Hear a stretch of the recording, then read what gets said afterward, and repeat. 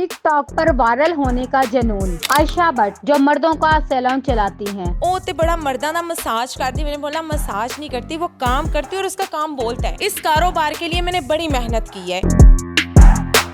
आज मैं आपको एक ऐसी टिकटॉकर से मिलवाने वाली हूँ जो कि हमेशा ग्लासेस लगाई रखती हैं। इसके अलावा नसीबो लाल के गानों पर उसकी टिकटॉक आप चेक करेंगे तो यकीन करें ऐसे गाने हमने भी नहीं सुने होते जिस पे वो टिकटॉक बना रही होती हैं। इसके अलावा वो यहाँ सैलून चलाती हैं, सैलून में सिर्फ जेंट्स का काम कर रही होती हैं। तो इनसे जानते हैं कि वो सिर्फ ग्लासेस लगा के और नसीबों के गाने के ऊपर ही क्यों टिकटॉक बनाती हैं। चलें उनसे जाके बात करते हैं।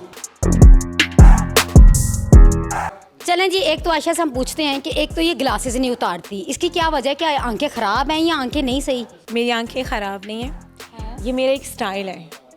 मेरा एक बिल्कुल स्टाइल है और आयशा के स्टाइल को सब लोग कॉपी करते हैं। यस। और ग्लासेस जो मेरी है ये नॉर्मल ग्लासेस नहीं है, ये ब्रांडेड है। और आपको पता है इसकी कीमत क्या है? 1,20,000 इस तरह जाती है। लीवी टॉन आपको तो गिफ्ट आए होंगे। बिल्कुल मुझे आते हैं और मैंने, हाँ जी बिल्कुल, मुझे गिफ्ट्स भी आते हैं। बहुत से मेरे जो चाहने वाले फैंस हैं मुझे गिफ्ट करते हैं। और कोई ड्रेस दे जाता है, कोई मुझे ग्लासेस दे जाता है, कोई मुझे मेरी ज्वेलरी दे जाता है।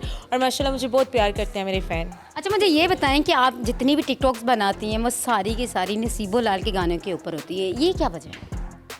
क्यों आपको नसीबो अच्छी नहीं लगती? इतनी बड़ी आर्टिस्ट है वो, और उसका तो जैसे म्यूज़िक लगे और मैं अपने आप को कंट्रोल नहीं कर पाती। और मुझे शौक़ है कि मैं वायरल हूँ, लोगों को बताया जाए मेरे बारे में, लोगों को ये बताएं कि मैंने कितनी स्ट्रगल की है अपने बिजनेस पर। वो आते हैं यहाँ पर आकर। आयशा, मुझे ये बताएं कि आप बनना क्या चाहती थी, क्या शौक़ था? आयशा भट्ट थी ही आयशा भट्ट या कुछ और? नहीं, आयशा भट्ट को एक मॉडल एंड एक्टर बनने का बहुत शौक़ था। और कि मैं, हाँ जी, और एक्टिंग में मुझे पता चला कि बहुत ज़्यादा पैसा आता है, फेम मिलता है, लोग इज़्ज़त करते हैं और पैसा ही आज के दौर में सब कुछ होता है। तो जब मैं शोबिस में गई कराची में, देखा ऐसा कुछ भी नहीं कि हर बंदी को बिस्तर गर्म करना पड़ता है, उसका कैमरामैन्स का, डायरेक्टर्स का, ये सब मैंने देखा। तो मैंने ये फील्ड छोड़ दी। फिर मैंने, सच कह रही? मैं सच बोल रही हूँ, मैं सच बोलती हूँ। मैं उस जनरेशन को सच बताना चाहती हूँ कि जो एक मॉडल और एक्टर बनने का ख्वाब लेकर जाते हैं। नहीं, अंदर टैलेंट हो तो बंदा खुद ब खुद आ जाता है सामने। टैलेंट्स भी हो ना तो कोई, आपको पता है कि बड़ी स्क्रीन पर दिखने के लिए वो भी आपको ये कहेगा कि मेरे साथ जीटी करो। मीन्स के गिव एंड टेक है हर चीज़। और मैं तो साफ साफ बताऊंगी, जितने बड़े चैनल्स, जितना बड़ा आप ड्रामा सीरीज़ कर रहे होंगे, वो आपको बिल्कुल ये कहेंगे। तो ये चीज़ों से मैं बहुत दूर। तो मैंने जितने भी यूट्यूब पे मैंने वेब सीरीज़ की इंडियन शूट्स किए मैंने कराची में, तो मैंने अपने बलबूते पे मॉर्निंग शो किए, अल्हम्दुलिल्लाह मैंने किया। तब वायरल नहीं हुई?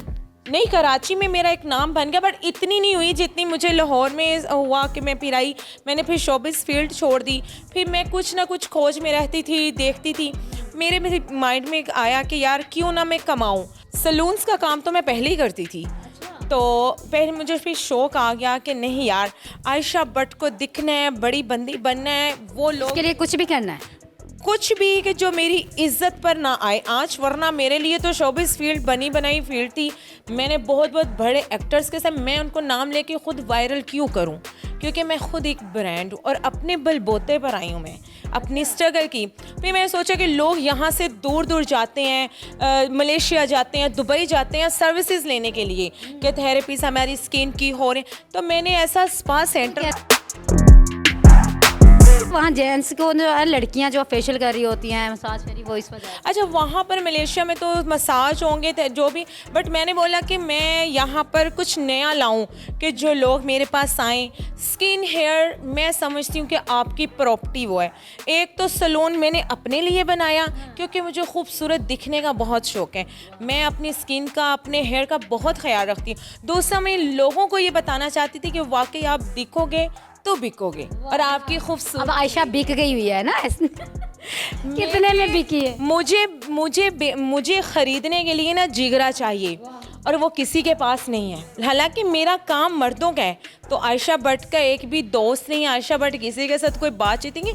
और जितने मीडिया वालों ने मुझे ख़राब कर दिया हुआ, मैं मीडिया की बात सुन के ही पागल हो जाती हूँ कि जितने छोटे छोटे यूट्यूब चैनल्स हैं वो आते हैं, उधर से उठाते हैं वीडियोस। अपनी भी बताया करें कि पूरा इंटरव्यू लगाकर बताया करें।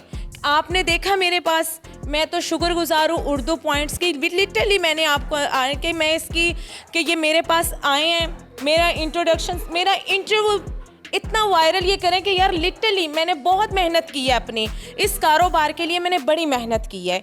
मुझे दिन रात मैंने इवन यहाँ के लोगों के आप मुझे ये बताएं कि बोलने का स्टाइल जो है आप बना के बोलती है या सच में से ऐसे ही नहीं, नहीं आपको लग रहा है मैं बनावट लग रही है? मुझसे वैसे लोग बहुत जलते हैं, अक्सर सलोन वाले सलोन वालियाँ के। मेरा एक क्लाइंट आया, मुझे कहता है हमारा ना एक क्लास दे रही थी, वहाँ पर एक आंटी से उठी, वो कहती हैं ओ ते बड़ा मर्दा ना मसाज करती। मैंने बोला मसाज नहीं करती, वो काम करती है और उसका काम बोलता है। मैंने सोशल मीडिया से कोई कमाई नहीं की, मैंने अपनी मेहनत की कमाई की है कि मैं मेहनत कर रही हूँ।